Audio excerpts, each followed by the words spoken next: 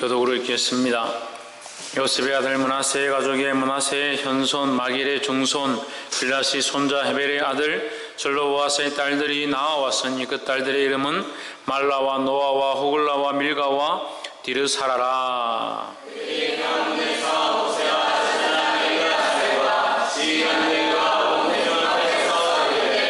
우리 아버지가 광야에서 죽었으나 여호와를 거스려 모인 고라의 물에 들지 아니하고 자기 죄에 죽었고 아들이 없나이다.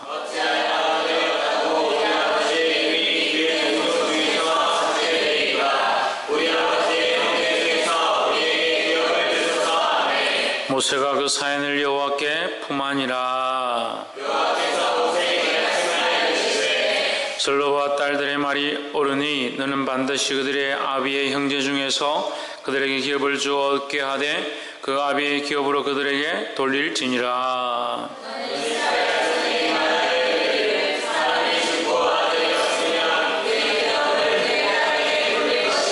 딸도 없거든 그 기업을 그 형제에게 줄 것이요 그 아비의 형제도 없거든 그 기업을 가장 가까운 친족에게 주어 얻게 할지니라 하고 나 여호와가 너 모세에게 명한 대로 이스라엘 자손에게 판결윤례가 되게 할지니라.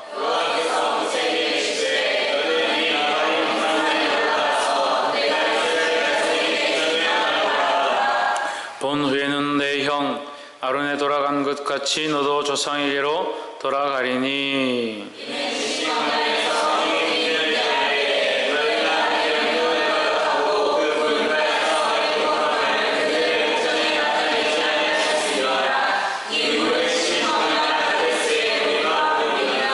모세가 여호와께 여짜와 가로되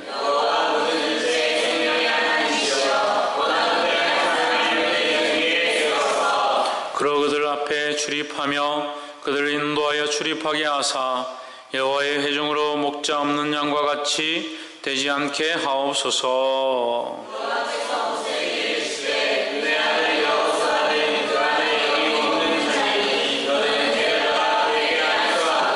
그를 제사장 엘라살과 온 회중 앞에 세우고 그들의 목전에서 그에게 위탁하여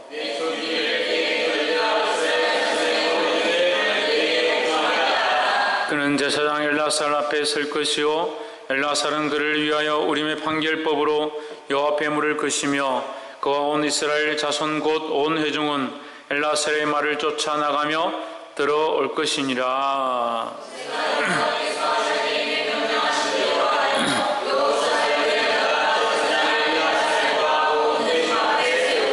함께 읽읍시다.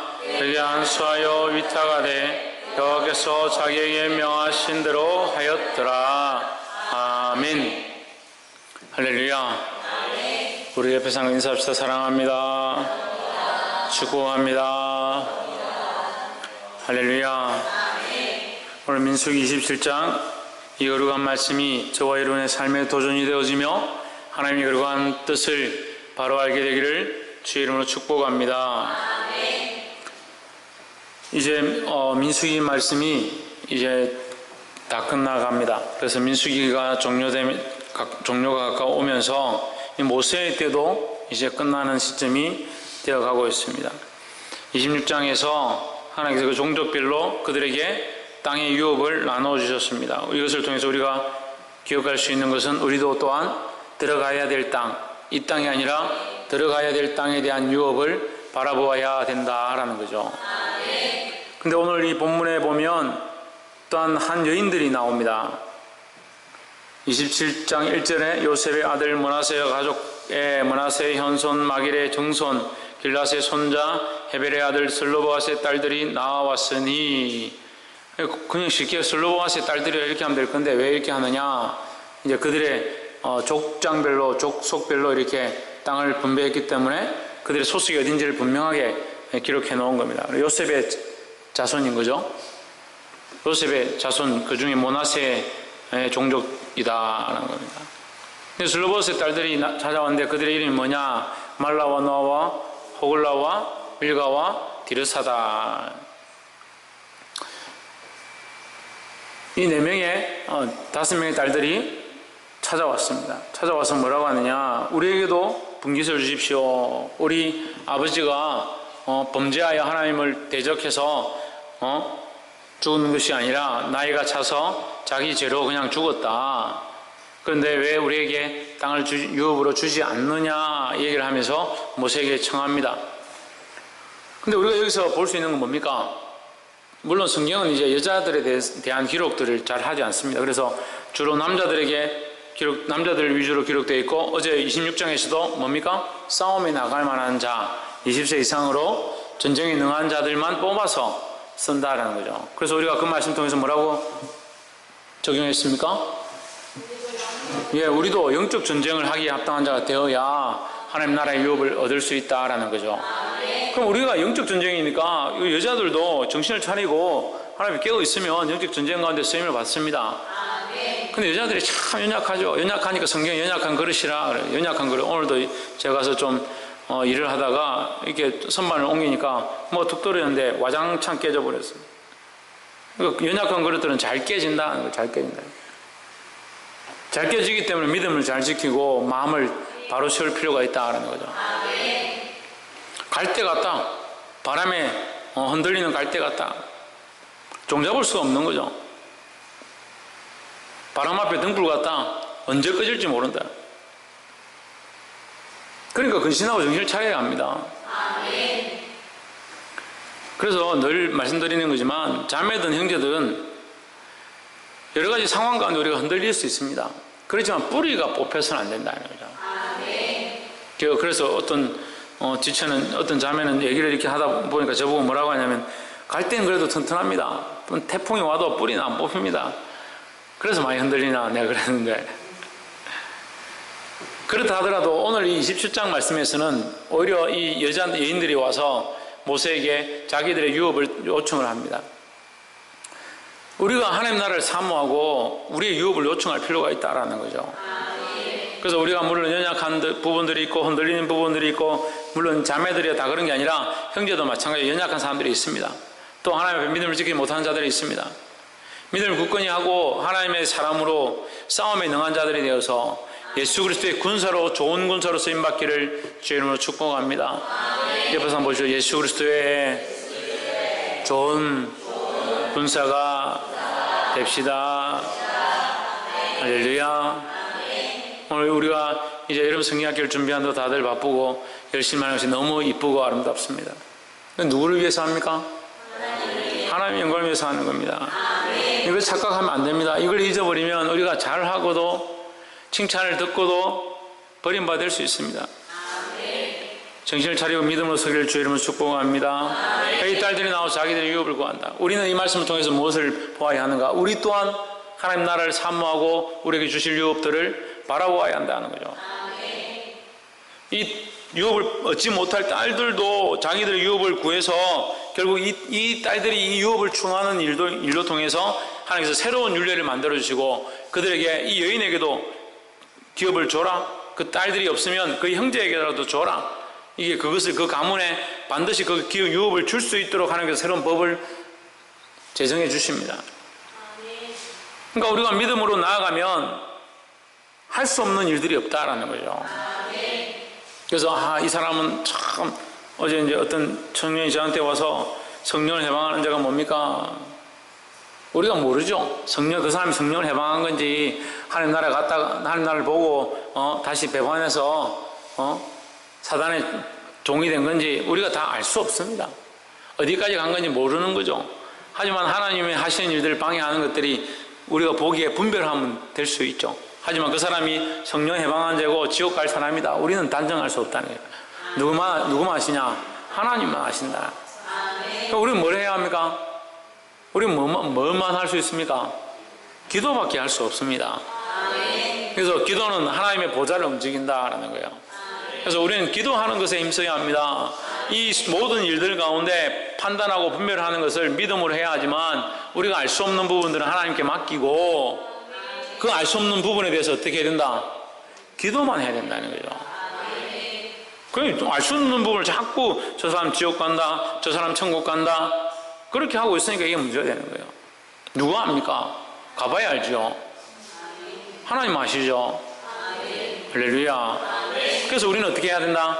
하나님 나라를 사모해야 된다는 거죠. 하나님 나라를 사모하고 우리가 앞에 26장에서 했던 것과 똑같이 하늘의 기업을 바라보아야 된다라는 겁니다. 그래서 우리가 이 기업을 바라보는 것을 뭐라고 표현했습니까? 신약적인 말씀으로 천국은 침노하는 것이다. 침노하는 것이다.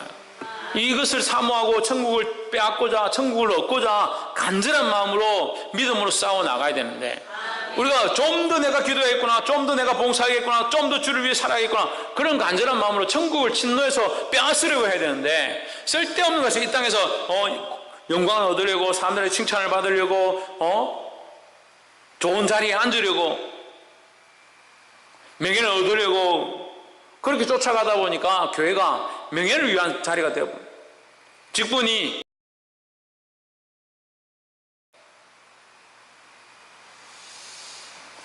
그런 것을 쫓아가면 누가 없습니까? 하나님이 없죠. 하나님의 영광을 구하지 않으니까. 복이 되기를 주 이름으로 축원합니다. 첫 번째 뭐라고요? 신이가 첫 번째 뭐라고? 천정민 첫 번째 뭐라고? 하나님 나라를 사모해야 된다. 네, 하나님 나라를 사모해야 된다. 늘 하나님 나라를 사모해야 된다. 우리의 소망은 이 땅이 아니다 하는 거죠. 이 땅이 아니다. 우리가 영혼들 위해 봉사하고 여러분 성장기를 하고 있지만 우리의 소망은 이 땅이 아니다라는 거죠. 보이는 것에 만족해버리면 보이지 않는 것을 볼 수 없다라는 거죠. 그래서 작년에도 제가 말씀드렸죠. 아이들이 많이 왔느냐, 얼마나 왔느냐, 그걸 보는 게 아니에요. 이 하나님 나라를 사모하고 이 영혼들이 어떻게 하면 예수 그리스도를 영접할 수 있을까, 그런 사모하는 마음들을 가져야 되는 거예요. 그래서 첫 번째, 하나님 나라를 사모해야 된다는 겁니다. 두 번째는 14절에 이는 신광야에서 회중이 분쟁할 때에 너희가 내 계명을 거역하고 내 명을 거역하고 그 물가에서 나의 거룩함을 그들의 목전에 나타내지 아니하였음이니라. 이 물은 신광야 가데스의 머리바 물이니라 했습니다. 하나님께서 모세에게 너는 이제 끝났다, 너는 이제 죽음이 가까웠다, 이것을 지금 오늘 전제를 하십니다. 선포를 하십니다. 12절에 보면 여호와께서 모세에게 이르시되 너는 이 아바림 산에 올라가서 내가 이스라엘 자손에게 준 땅을 바라보라. 정말 슬픈 일이죠. 가나안 땅에 들어가지 말고 너는 산 꼭대기에 올라가서 멀리 한번 보고 맛만 봐라. 여러분에게 천국에 가지 말고 옆에 친구 천국 가는데 그 죽을 때 모습 해맑게 웃으면서 주님이 나를 반기고 있습니다, 이제 난 주님 앞에 갑니다, 이렇게 하고 숨지는 그 형제의 모습을 보고 맛만 보고 우리 천국 못 간다. 그럼 얼마나 슬프겠습니까? 또 우리 안에 은혜의 역사들이 있죠. 하나님 나라를 경험할 수 있는 은혜의 역사들이, 성령이 오셔서 우리 안에 기름 부으시고 감동과 감화를 허락하시고 말씀을 듣고 충만함을 얻고 찬양 가운데 기쁨을 허락하시는 이 은혜를 맛만 보고 땡이다, 한 번 맛보았는데 그 다음부터 없다, 얼마나 비참합니까? 모세가 그 산에 올라가서 하나님 뭐라고 하시냐, 아바림 산에 올라가서 저기 멀리 건너편에 가나안 땅을 보기만 하고 너는 이제 끝이다. 2절에 13절에 본 후에는 내 형 아론에 돌아간 것 같이 너도 조상에게로 돌아가리니 했습니다. 참 안타깝죠. 이스라엘 백성들은 이 모세를 아주 신성시하고 하나님 다음으로 높입니다. 근데 왜 모세는 어떻게 보면 여호수아보다 못하게 가나안 땅에 들어가지 못한 거예요. 근데 거기 원인이 어디 있느냐, 그래서 천국에 가지 못했다라는 말을 할 수 없지만 이제 가나안 땅에 들어가지 못했다. 그럼 그 원인이 어디 있느냐, 우리가 이 말씀을 가지고 도전을 받아야 됩니다. 14절에 이는 신광야에서 회중이 분쟁할 때, 회중이 왜 분쟁했습니까? 왜 물을 주지 않느냐, 목마르다, 또 하나님 앞에 대적하고 모세와 아론에게 대적하고 원망하고 달려들었습니다. 그때 너희가 내 명령을 거역하고 그 물가에서 뭘 나타내지 않았다? 하나님의 거룩함을 그들의 목전에 나타내지 아니하였습니다. 여러분, 이 말씀이 우리에게 정말 큰 도전이 되는 거예요. 우리는 뭘 나타내야 됩니까? 하나님의 거룩함을 나타내야 합니다. 우리의 사명이 뭡니까? 하나님을 영화롭게 하는 게 우리의 사명입니다. 우리의 인간됨에 우리가 사람으로 태어난 이상 사람의 해야 될 일이 뭐냐?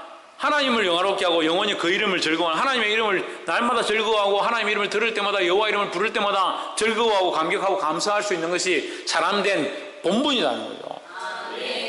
또한 우리를 콜링하셔서 부르셔서 하나님의 복음의 삶을 감당하게 하시는데 거기에 부르심에 대한 소명 가운데 뭐가 있느냐? 거룩함이 있는 겁니다.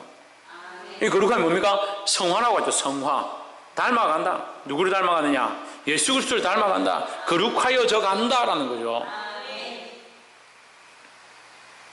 그래서 우리가 우리 삶을 통해 뭘 드러내느냐? 하나님의 거룩함을, 하나님의 영광을 드러내야 되는데 수련을 하고 성경학교를 하고 그런 걸 떠나서 교회 봉사활동하고 뭐든지 할 때에 많은 사람들이 자기 영광과 자기 칭찬과 자기가 어떻게 했음을 드러내고자 한다.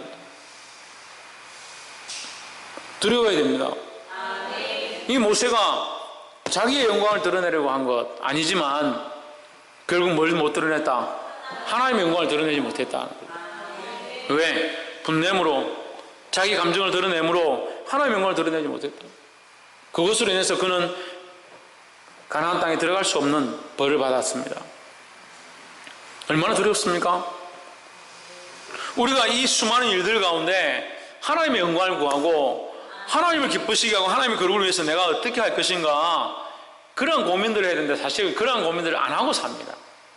그냥 시간 되는 대로 흘러가고, 좀 그나마 하는 사람들은 성경 좀 읽고 찬송 좀 부르고, 우리의 삶의 방향이 하나님의 거룩을 위하여 이것을 함으로 하나님의 거룩을 어떻게 나타낼까, 내가 이것을 통해서 하나님의 거룩을 어떻게 찾을까, 이 여름 성경학교를 통해서 하나님의 거룩하심을 어떻게 이 아이들에게 전하며 이 땅에 흘려보내며, 그런 관점과 생각들을 가져야 하는 겁니다. 사실 우리 교회가 성경학교를 하기에 합당한 교회냐? 그렇지 않습니다. 예산도 부족하지요, 일꾼도 부족하지요, 상황도 넉넉하지 않지요, 주위 환경도 우리에게 이것을 권하는 상황이 아닙니다. 그래서 왜 이것을 합니까? 할렐루야. 이 땅에 하나님의 거룩함을 나타내기 위해서, 여기에 모여드는 아이들이 거룩함으로 하나님의 거룩함을 발견하게 하기 위해서, 이것을 보는 수많은 사람들이 하나님의 살아계심과 이 교회가 하나님의 영광을 위해서 하고 있는 이 일을 보게 하기 위해서 하는 것입니다. 할렐루야. 네, 물론 이제 동의 안 하는 사람도 있겠죠. 아이고 목사님, 우리 교회가 뭐 성경학교 하기 힘들고 수련하기 힘든 교회입니까? 지금까지도 잘했는데. 우리는 그렇게 많이 훈련되었기 때문에 그렇게 보이는 것이고 실제로는 쉽지 않은 일이다. 우리가 너무나도 자연스럽게 하고 있는 것이 감사합니다. 너무나도 이 어려운 일들 가운데 감사함으로 하고 있는 것이 정말 기쁩니다. 할렐루야.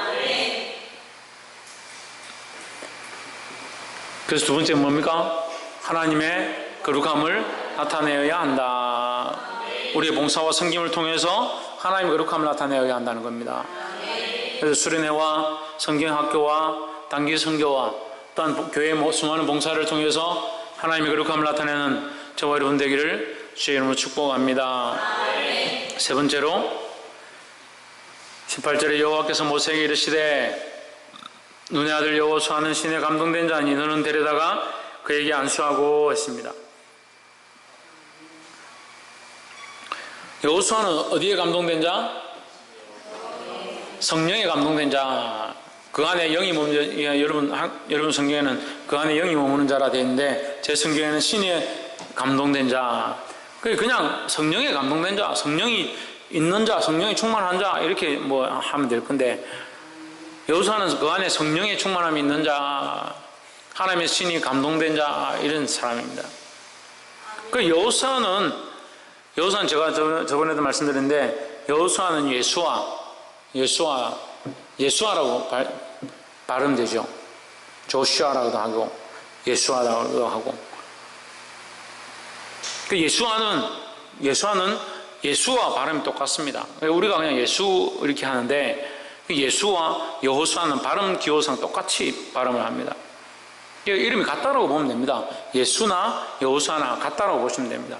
우리가 구별하기 위해서 여호수아다 이렇게 할 뿐이지 예슈아, 요쇼슈아 이렇게 하거든요. 예수, 예수아 이렇게 하는 똑같은 발음입니다. 그래서 이름도 여호수아이고 실제로 이 여호수아는 누구를 많이 상징하는가? 예수 그리스도를 상징하고 있다는 거죠. 백성들 앞에서 세워졌습니다. 백성들 앞에서 세워졌습니다. 모세 다음으로 이어받았습니다. 모세는 뭐의 상징입니까? 율법의 상징이죠. 모릅니까? 모세는 율법의 상징이죠. 그래서 구약의 모세의 법 이렇게 하면 율법이죠. 그래서 모세를 통해서 율법을 가르쳤고 예수 그리스도를 통해서 뭘 가르쳤습니까? 진리를 가르쳤죠. 그래서 율법과 예수 그리스도로 말미암아 성령의 법이 왔습니다. 이게 모세 다음으로 여호수아를 통해서 이스라엘 백성이 어디에 들어갑니까? 가나안 땅에 들어갑니다. 그 율법을 통해서 그들이 해방을 얻었고 그 포로된 데서 탈출을 했고 우리가 율법을 통해서 하나님 알게 되었고 예수 그리스도를 통해서 어디에 들어간다? 하나님 나라에 들어간다 하는 거죠. 물론 꼭 이렇게 볼 필요는 없지만 이렇게 볼 수도 있다는 거죠. 여호수아는 예수 그리스도의 상징이다라는 겁니다. 그런데 이 여호수아는 뭐에 감동되어서 세워졌느냐? 성령에 감동된 자였기 때문에 세워졌다라는 겁니다. 이 여름에 우리가 봉사와 섬김을 하는데 첫 번째로 뭘 해야 된다 했습니까? 하나님 나라를 사모하는 마음으로 해야 된다는 거죠.